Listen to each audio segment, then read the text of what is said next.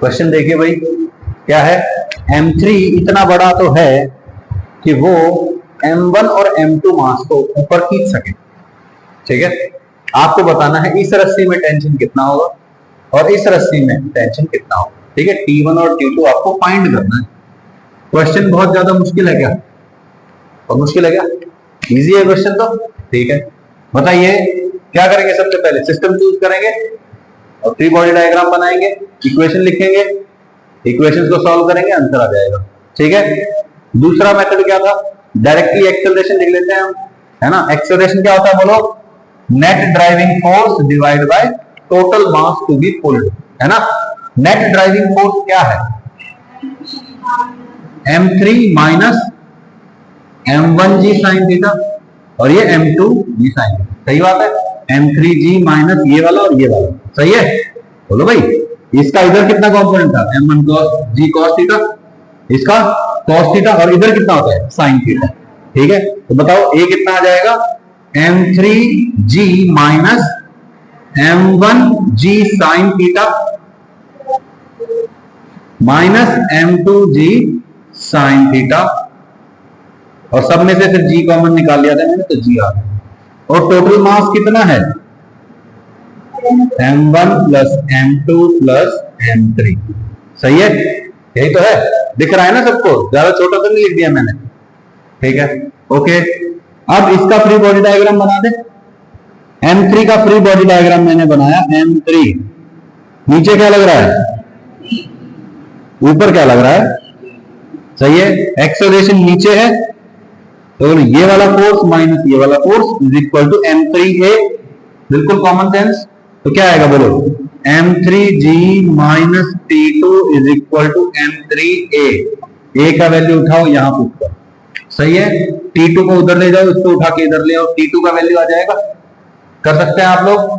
ठीक है, दूसरा इसके लिए क्या करें बोलो? M1 का फ्री बॉडी डायग्राम बना देते हैं। बोलो भाई, M1 इधर क्या लगेगा? M1G साइन थीटा, इधर क्या लगेगा? T1। सही है, T1 M1G sine theta. Acceleration किधर है?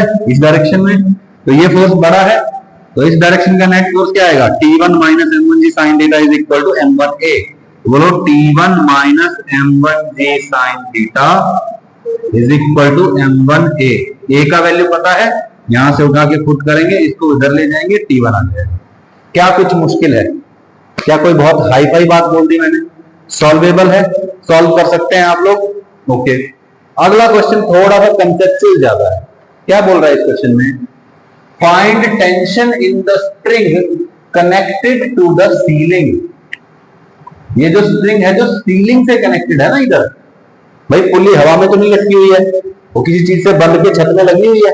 तो जो छत से बांधने वाली जो रस्सी है उसमें टेंशन कितना होगा, इसमें टेंशन पूछ रहा है। वो दोनों तरफ मास कितना है? M और N। क्या ये सिस्टम ऊपर नीचे जाएगा? रेस्ट पे तो रेस्ट पे रहेगा। सही है, ओके, अब ये रेस्ट पे रहेगा। अब क्या करें बोलो? क्या किसी के पास कोई भी आंसर है इसका, या कोई सोच पा रहा है कि कैसे करें सर इसको?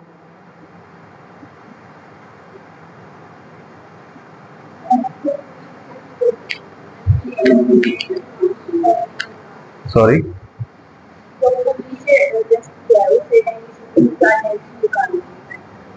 ठीक है,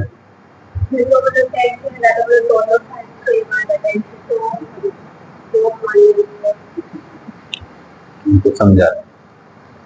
एनी आइडिया? ठीक, कोई बात नहीं, देखो मैं बताता हूं। यहां क्या हो रहा है? टेंशन निकालनी है स्प्रिंग में।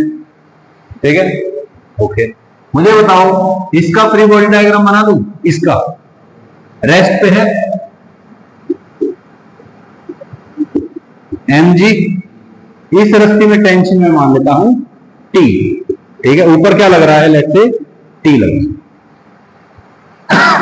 ठीक है, ओके, रेस्ट पे है, एक्सेलरेशन है 0, मतलब नेट फोर्स 0 है, मतलब ऊपर वाला फोर्स इक्वल टू नीचे वाला फोर्स है, यानी कि T का वैल्यू क्या है? सही है, इधर से भी सॉल्व करेंगे तो क्या आएगा? T is equal to mg।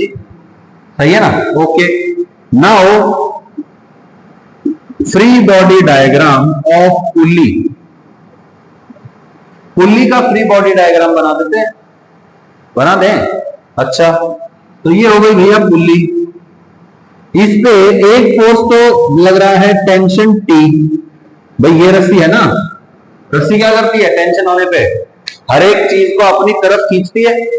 तो ये रस्सी इसको ऊपर खींच रही है और इस पुल्ली को नीचे खींच रही है, सही है। ये रस्सी इसको ऊपर खींच रही है और इधर से इसको नीचे खींच रही है। इस पुल्ली को ये रस्सी और ये रस्सी क्या कर रही है, ऐसे नीचे खींच रही है।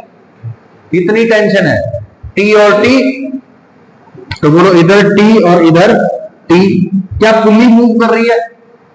Pulley is not moving, pulley is at rest, equilibrium of forces रहेगा। तो ऊपर लगने वाला जो टेंशन है उसको बोल देते हैं टीसी, सही है। क्या आएगा बताओ, TC is equal to T plus T, यानी कि 2t, यानी कि 2 इंटू टी का वैल्यू क्या है। तो टेंशन इन द स्ट्रिंग जो सीलिंग से लगा हुआ है कितना आ गया, 2 MPa। हमेशा यही होगा, आने वाले सभी केस में यही होने वाला है। इधर टेंशन T है, इधर टेंशन T है, तो इधर टेंशन 2T हो जाएगा। इधर टेंशन T1 है, इधर टेंशन T2 है, तो बोलो इधर T1 और T2, ये TC is equal to T1 plus T2 आ जाएगा हमेशा। समझ में नहीं आया? सेम ये क्वेश्चन हम कर चुके हैं, ध्यान से देखो क्या हो रहा है। यहाँ पे M2 बड़ा है, M1 छोटा है, ये नीचे आएगा, ये ऊपर जाएगा। एक्सेलरेशन पता है m2 minus m1g divide by m1 plus m2, पढ़ा हुआ है, रटा हुआ है बिल्कुल। अच्छा, टेंशन क्या आया था, 2m1 m2g divide by m1 plus m2, पहले पढ़ा हुआ है ये। इसको एटवुड मशीन भी बोलते हैं इसको, जो सिंपल अरेंजमेंट है ना, तो क्या बोल लेते हैं कभी कभी, एटवुड मशीन। अगर किसी टेस्ट में पूछ लिया जाए कहीं पे बाहर या यहाँ कि in a simple Atwood arrangement two masses m1 and m2 are connected, क्या करेगा उसकी नोटबुक लेके, क्यों लिया है, किसकी नोटबुक है ये, क्या करेगा, वापस दे।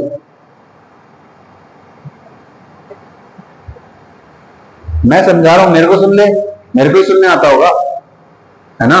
फिर सुन लिया अगर भाई।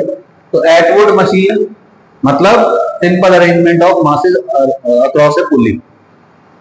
पूछ लिया जाए एक सिंपल एटवुड मशीन है, उसमें ऐसे ऐसे दो मास है, तो ये नहीं सोचना है पता नहीं एटवुड मशीन क्या होती है, यही होती है एटवुड मशीन। बोलो यहाँ पे टेंशन, यहाँ का टेंशन जो था सॉल्व क्या था, T इज इक्वल टू क्या आया था, बोलो 2m1 m2g divide by m1 plus, सही है। यहाँ का टेंशन कितना होगा, यहाँ पे टेंशन है T, यहाँ पे टेंशन T, तो बोलो ये इसको नीचे खींचेगा, ये भी नीचे खींचेगा, ये ऊपर खींचेगा, फुल्ली रेस्ट पे है। तो बोलो ऊपर वाला tension is equal to T plus T, यानी कि 2T। तो tension in the ceiling is equal to 2T, that is equal to 2 into 2m1 m2g divide by m1 plus m2, तो ये आ जाएगा, ये 4 हो जाएगा, सही है। मुश्किल है क्या कुछ, बहुत ही सिंपल है, ठीक है, ओके। यहां पे अगर आप चाहो, अगर नोटबुक में जगह हो तो ठीक है। क्वेश्चन है सेम एज प्रीवियस, और क्या है इसमें,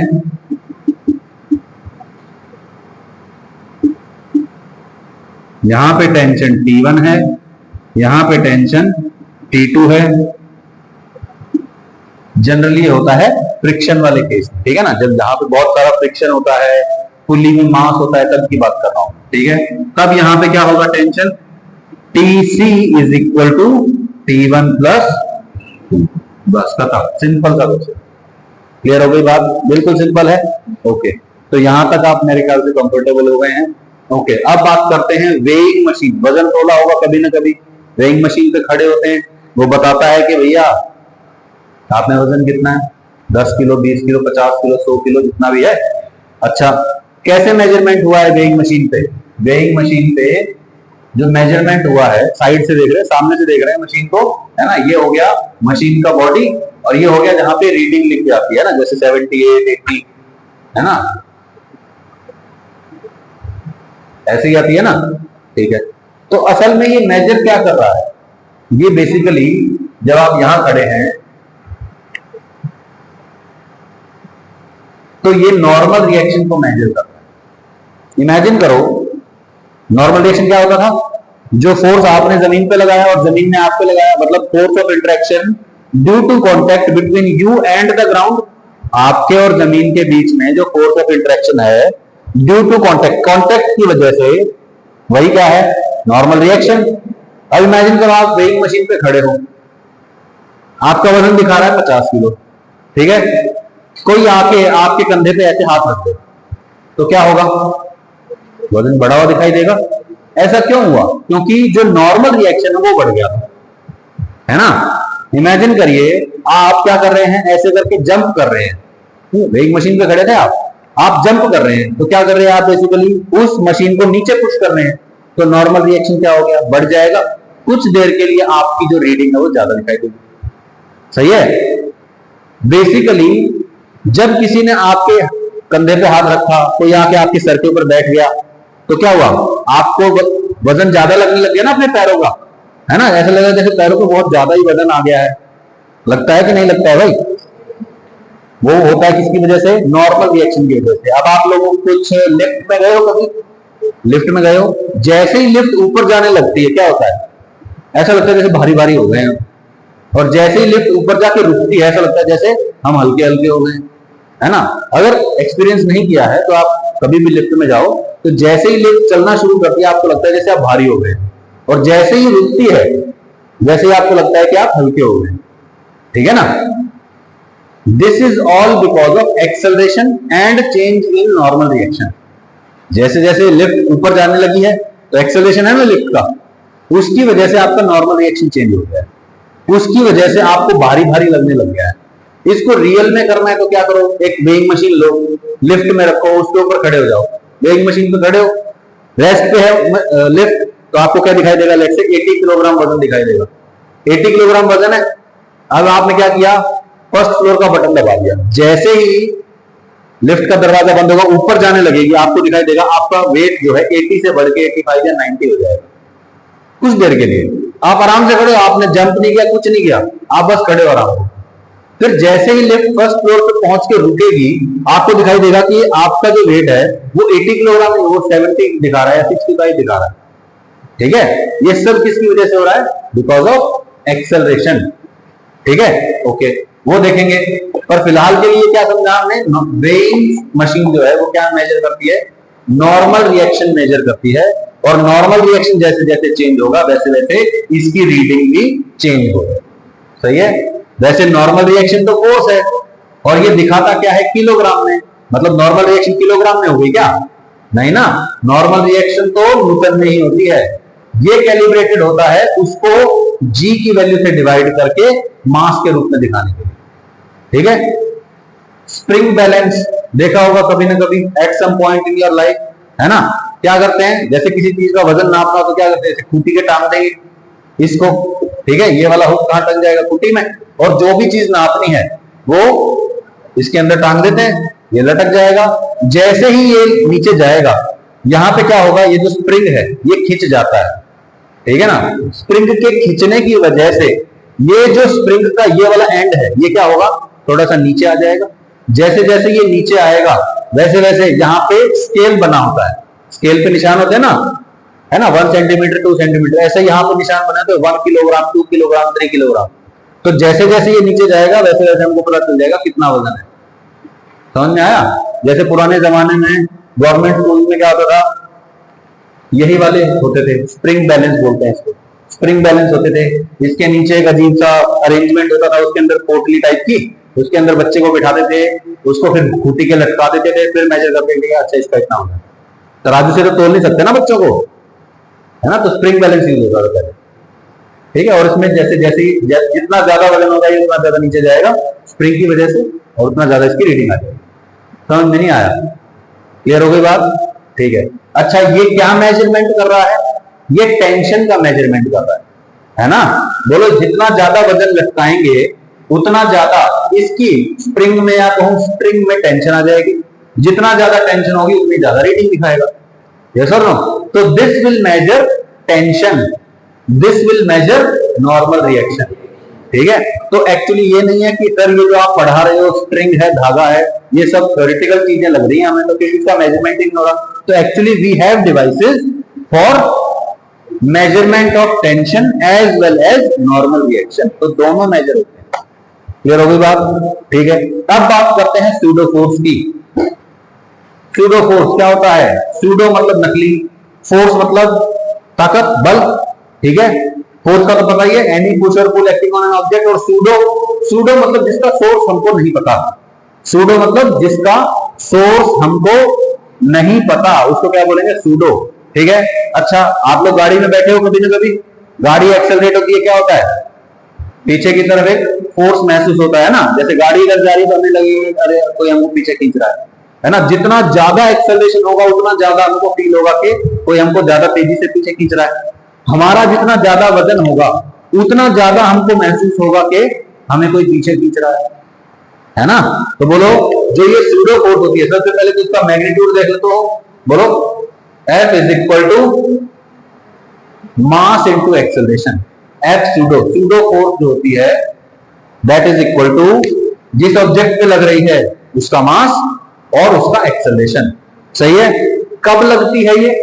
जब ऑब्जेक्ट कहां रखा हो? किसी एक्सेलरेटेड फ्रेम में रखा हो। एक्सेलरेटेड फ्रेम मतलब किसी ऐसी व्हीकल में बैठा हुआ है पर्सन या ऑब्जेक्ट जहां क्या हो रहा है? एक्सेलरेशन हो रहा है, जहां पे एक्सेलरेशन है, ठीक है। एक्सेलरेट होते हुए गाड़ी, उसमें एक्सेलरेशन होता है। ब्रेक लग रहे हैं किसी गाड़ी में, क्या उसमें एक्सेलरेशन है? यस। उल्टी डायरेक्शन में एक्सेलरेशन हो गया ना।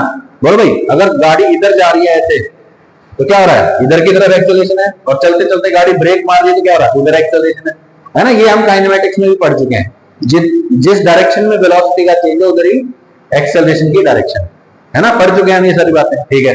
ओके, इसकी और क्या खास बात है? इसकी डायरेक्शन एक्चुअल एक्सेलरेशन से उल्टी डायरेक्शन में होती है ना। जैसे गाड़ी इधर जा रही है तो आपको इस डायरेक्शन में फोर्स महसूस होता है ना। गाड़ी आगे चल रही तो ऐसा लगता है कोई पीछे खींच रहा है। गाड़ी में ब्रेक लगती तो ऐसा लगता है जैसे हम आगे आ गए हैं ना, जैसे आगे की तरफ हमको कोई खींच रहा है। यस और नो? तो ये जो फोर्स है इसकी डायरेक्शन क्या होती है भाई? Opposite to the acceleration. इसकी direction is opposite to the and its magnitude is mass of the object into acceleration of the object। सही है। जब भी हम जैसे यहां पे फोर्स लगा रहे हैं, mg लगा रहे हैं, विद एरो लगा रहे हैं ना, तो अगर कोई गाड़ी में बैठा हुआ ऑब्जेक्ट है और गाड़ी का एक्सेलरेशन a है तो एक्सेलरेशन इधर है, तो हम जो सूडो फोर्स का एरो होगा, जैसे ये गाड़ी है फॉर एग्जांपल, ठीक है, इस गाड़ी का आगे की तरफ है एक्सेलरेशन a। बोलो, यहां पे एक छोटा सा ऑब्जेक्ट रखा हुआ है m, तो बोलो इस पे सूडो फोर्स जो लगेगी उसकी डायरेक्शन क्या होगी? Opposite to acceleration. और मैग्नीट्यूड क्या होगा? मास इनटू एक्सेलरेशन। क्लियर हो गई ये बात? बिल्कुल सिंपल है, आसान है, ठीक है। Pseudo force F is equal to M A. Clear हो गई ये बात? ओके। अब मुझे बताओ कि जब लिफ्ट में आप होते हैं, लिफ्ट में तो क्या होता है? आप रेस्ट पे थे, लिफ्ट ऊपर जाने लग गई, है ना। रेस्ट पे थी, ऊपर जाने लगी तो एक्सेलरेशन किधर है? ऊपर है। एक्सेलरेशन ऊपर है तो सूडो फोर्स है ना। अगर लिफ्ट कांस्टेंट वेलोसिटी से चल रही होती तो there is no acceleration, there is no pseudo force, तो यानी कि आपको कोई भी एक्स्ट्रा फोर्स महसूस नहीं, ठीक है। अब हम क्या करेंगे? लिफ्ट के केसेस को ही स्टडी करेंगे। यहां तक अगर कोई डाउट है तो आप मुझे बता सकते। बिल्कुल क्लियर है? पक्का ना? ठीक है, ये मिटा दो सारा। बोलो भाई, किसी को लिखना है तो लिख सकते हैं, कोई भी छोटी मोटी चीज लिखनी है तो। लिखना है क्या? लिखना है कुछ?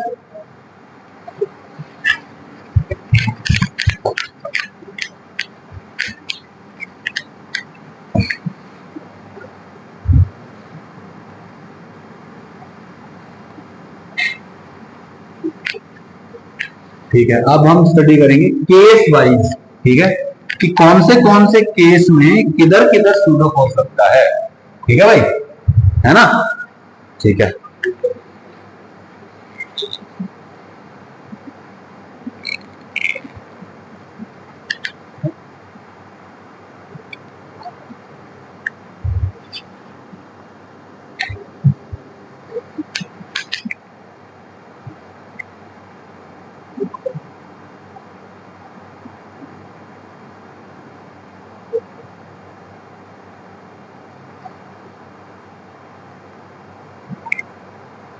ठीक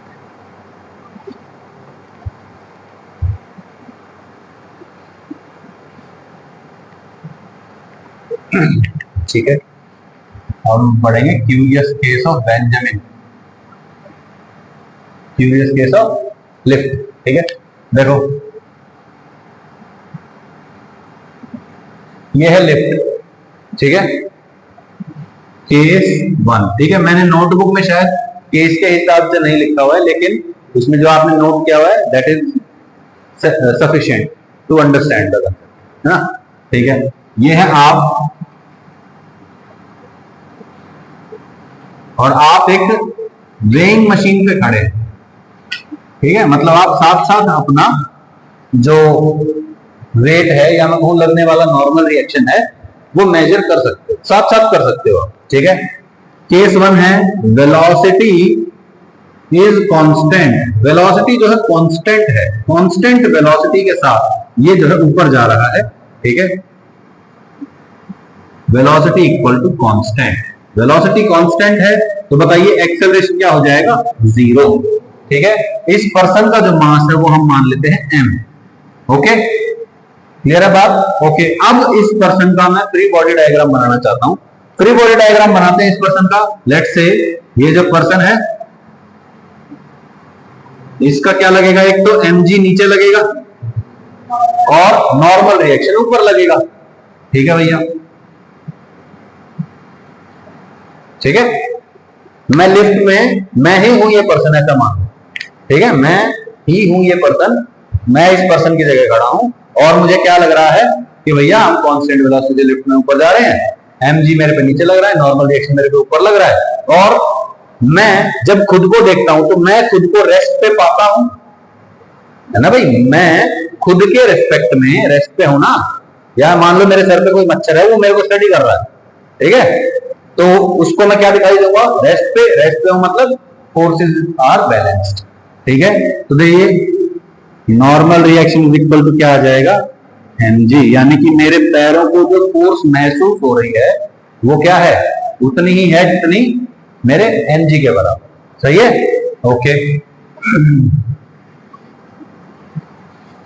ये तो हो गया खुद के फ्रेम ऑफ रेफरेंस में, है ना, मैं खुद को ही देख रहा हूं ना, या मच्छर जो मेरे सर पे बैठा हुआ मेरे को देख रहा है। दूसरी पॉसिबिलिटी क्या है, यहां लिफ्ट के बाहर अमन है, या लेट से कोई और बच्चा है जैसे भारिका है फॉर एग्जांपल, ये देख रही है कि सर लिफ्ट में जा रहे हैं, लिफ्ट ऊपर जा रही है, एक्सेलरेशन 0 है ना, एक्सेलरेशन 0 है, मतलब भारिका को भी क्या लगेगा कि नेट फोर्स 0। ठीक है, नेट फोर्स 0 मतलब ऊपर वाला फोर्स इक्वल टू नीचे वाला फोर्स है, दोनों को यही दिखाई देगा। ठीक है, बहुत बढ़िया। Case 2, lift is moving with acceleration. अच्छा, अगर ये लिफ्ट नीचे जा रही हो तो कांस्टेंट वेलोसिटी से तो भी सेम ही बात थी, है ना, एक्सेलरेशन 0 है। Okay, case 2, lift going upwards with acceleration equal to a। सही है, एक्सेलरेशन a है, मतलब ऊपर की तरफ जो है स्पीड बढ़ती जा रही है। ओके, ये हो गया lift.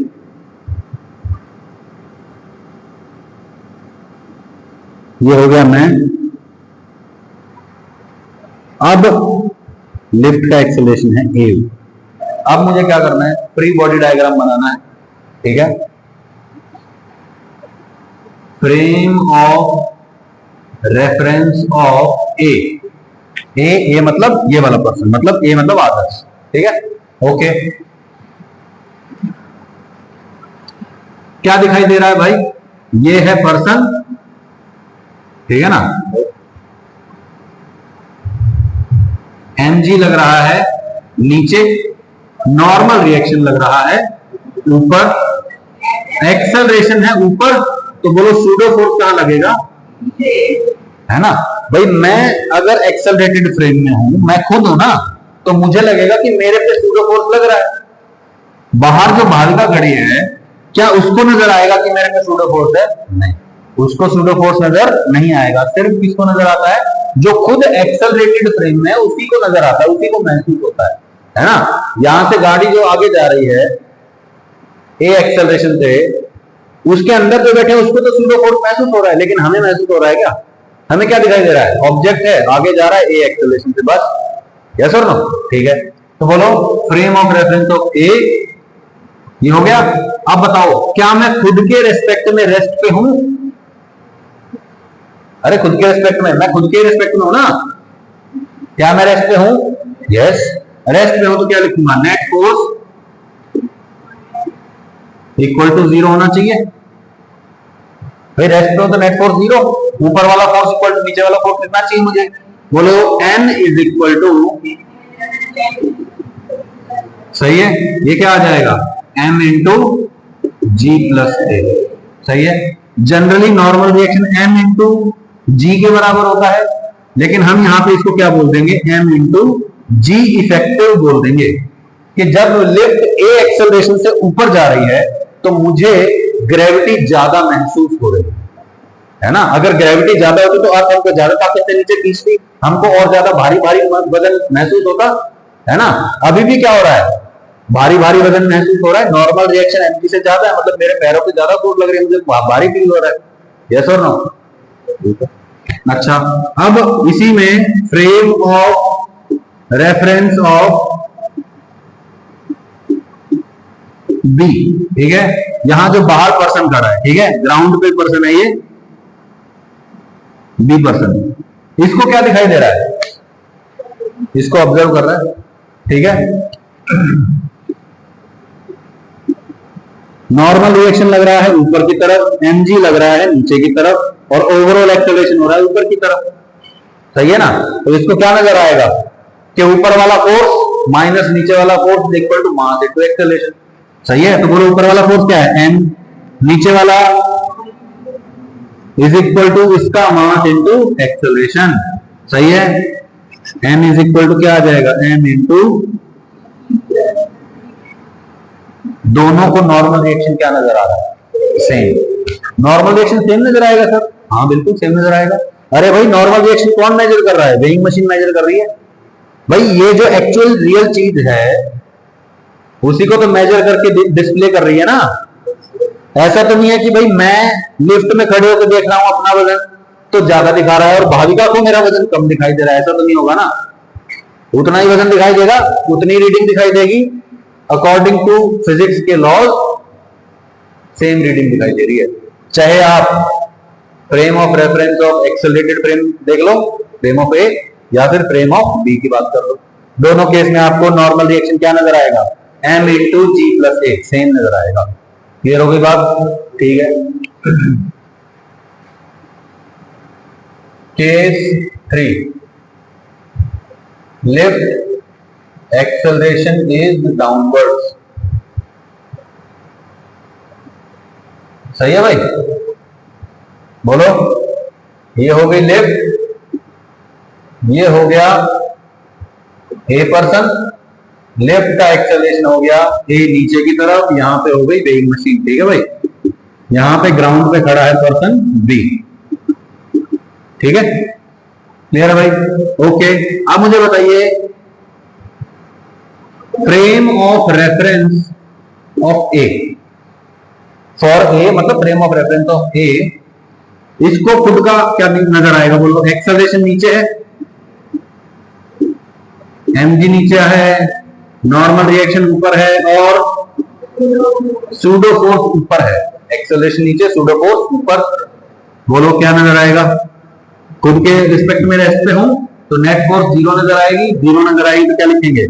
mg is equal to ma plus n, ma को इधर लेके आओ, m into g minus ma is equal to n, m common ले लो, क्या आएगा? m into g minus a is equal to n नजर आएगा, सही है ना। For B, frame of reference of B person, क्या नजर आएगा? एक्सेलरेशन नीचे है, मतलब नीचे वाला फोर्स ज्यादा है। नीचे वाला फोर्स कौन है इसके लिए? इसके लिए बोलो, इसको जो नजर आ रहा है भाई, mg नीचे नजर आ रहा है, नॉर्मल रिएक्शन ऊपर नजर आ रहा है और एक्सेलरेशन ओवरऑल नीचे। तो नीचे वाला फोर्स माइनस ऊपर वाला force is equal to mass into acceleration, mg minus n is equal to ma, ma को इधर ले आओ, n को इधर ले जाओ, n is equal to m g minus m a, n is equal to m into g minus a. सही है ना, सेम नजर आ रहा है, क्लियर हो गई बात। तो जिधर एक्सेलरेशन है, जिधर एक्सेलरेशन है उसके ऑपोजिट डायरेक्शन में सूडो फोर्स लगाएंगे। सही है। और अगर आप खुद as an observer accelerated frame में नहीं है, ये ऑब्जर्वर है, क्या ये एक्सेलरेटेड फ्रेम में है, ये तो ग्राउंड पे खड़ा है, क्या इसके लिए मुझे सूडो फोर्स लिखने की जरूरत है? बोलो, नहीं है ना, इसके लिए सूडो फोर्स लिखने की जरूरत नहीं है। लेकिन अगर एज एन ऑब्जर्वर आप खुद एक्सेलरेटेड फ्रेम में हैं, तो आपको सूडो फोर्स लिखने की जरूरत है। तो सूडो फोर्स कब लगाएंगे? जब आप खुद एक्सेलरेटेड फ्रेम में। क्लियर हो गई बात। और कितनी होगी वो? M A. डायरेक्शन क्या होगी? एक्सेलरेशन से ऑपोजिट। क्लियर है बात? सिंपल है। क्या मुझे कुछ भी दोबारा बताने की जरूरत है यहां तक? बोलिए, क्लियर है बात? This is very important. ठीक है, ओके। अब मुझे ये बताइए, ये क्या हो गया था? एम इंटू जी इफेक्टिव। यहां पे ये भी क्या है? एम इंटू जी इफेक्टिव। तो इस केस में इफेक्टिव ग्रेविटी क्या नजर आ रही है आपको? जी माइनस ए। और इस केस में जी प्लस, है ना। जब लिफ्ट ऊपर जाने लगती है तो आपको क्या लगता है?